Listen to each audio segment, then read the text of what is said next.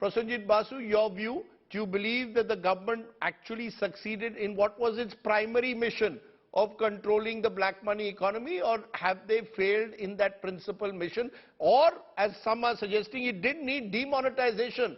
It didn't need that kind of shock to attempt to bring those results.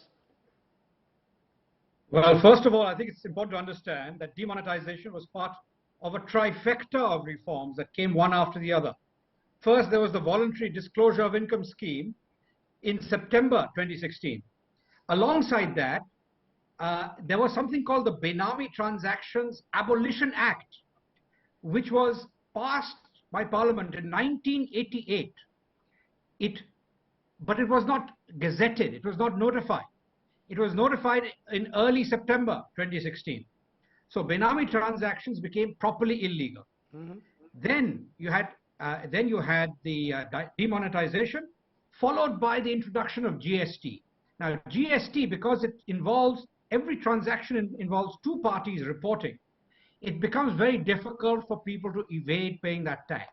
So this trifecta of reforms that came together has actually dramatically improved tax compliance in India. It has dramatically reduced tax evasion, which essentially means that the black economy has been heavily eroded. It's almost been eliminated. In addition, there were reforms to the real estate sector. All of that contributed to making the entire unviable, and the consequence is a dramatic improvement in tax compliance. You see that this year, year to date, direct tax revenues in the first half of the year are up 24% year on year. GST revenues are up 33% year on year, and GST revenues alone are 7% of GDP. Those figures, you're seeing all this now. No, year-on-year figures can be a little misleading given the fact that we went through COVID 2020 and 2021. No, this is the third year. No. No, 1 minute. Last year, growth was spectacular in all tax revenues. Last year, growth was very strong. On top of that very strong growth, you've got a second year of spectacular growth. So this year's numbers are about, for GST and direct tax revenue, they're up about 35% over 2019. Let me just take those numbers. You look at it, it's very strong. Fair enough. Okay, that's one. Let me take those numbers to Siddharth Zarabi. Just a minute. We'll get in more views. Siddharth Zarabi, given what Prasenjit Basu is saying, would you agree, therefore, that it is not just demonetization, but demonetization along with GST, along with other steps taken, particularly on the real estate sector, a regulatory framework has been created which perhaps suggests that the black money economy over time has been brought under control? Don't look at it purely through the prism of demonetization, which was seen to be hugely disruptive, but look at it in the context of the entire regulatory frameworks that were brought in place.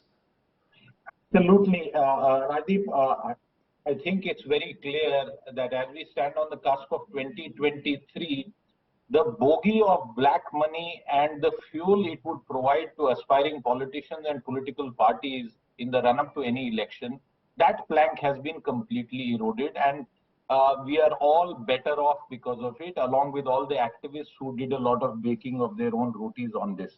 I just want to put one number in context before I toss it back to you, Rajdeep.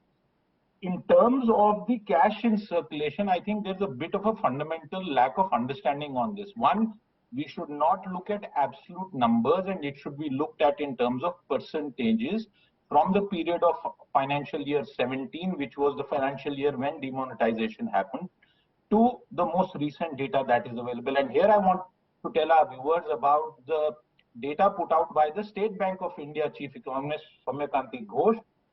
And I'll just quickly cite this. He says the jump in digital has significantly slowed down the currency in circulation. This is completely different from what some people are trying to portray.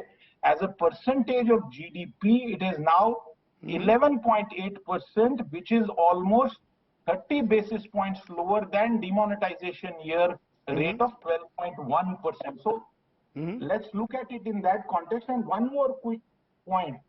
What the law of unintended consequences really brought forth from the exercise of demonetization is that the objective of getting 4 to 5 to 6 lakh crore and sort of putting that to other uses did not happen. But a massive amount of low-cost deposits went into our Indian banking system. And I say this in front of this panel and you, Rajdeep, that India's banking system, particularly the public sector banks, were actually saved by that. Completely unintended consequences. I'm not saying that was the policy objective.